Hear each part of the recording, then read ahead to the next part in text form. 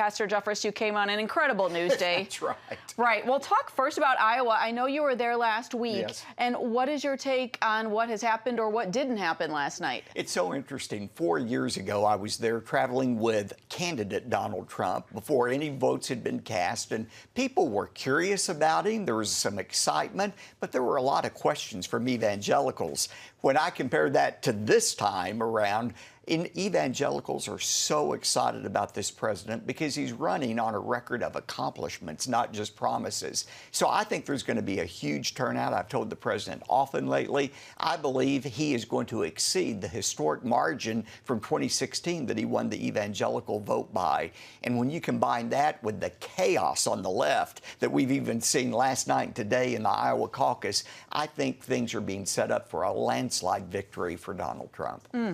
He's got his State of the Union speech tonight. What are you hoping to hear him say, or have you given him some tips? I don't give tips to the president unless he asks for tips. He has plenty to talk about. But I think it's going to be a positive speech. I think he's going to be concentrating on the great accomplishments regarding the economy, unemployment, the stock market, plus the things that he's done to promote values that are important to those of us who are Christians. Without doubt, this president has been the most pro-life, pro-Israel, pro-religious liberty president in our nation's history, and that's a great record to stand on. I want to ask you just a little more about your role as faith advisor with him. You have been with him, as you were saying, since he was on the campaign trail originally for the White House. Yes. What does your role look like today? How often are you in touch with him? There's no official role at all. I count myself a friend. He considers me a friend. I consider him a friend. It's interesting. He first got to know me 5 years ago when he saw me on TV, and he said, you know what, I need to get to know that guy. And he reached out to me. We've been great friends. I have tremendous confidence in him. And I'll tell your audience this, I've been with him in some very pressure-filled moments. I've never seen anybody as cool, calm, and collected under fire as this president is.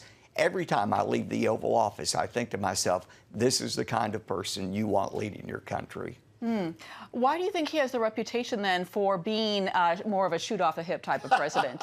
I think sometimes that's a cultivated image. You know, people want to lambast the president, question this or that about him, and I always tell people, look, you don't become a billionaire and the President of the United States by being a moron. He's one of the smartest individuals I've ever been around. I want to ask you about your critics, because of course you have them like the president does. They say that you as a pastor should not be defending someone who they say is immoral.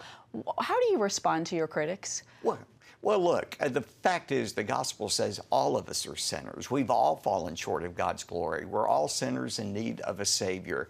The president never pretends to be perfect, and I don't either, but I think people understand that I'm supporting his policies. You know, one of the first votes I ever cast for president was voting for Ronald Reagan in 1980.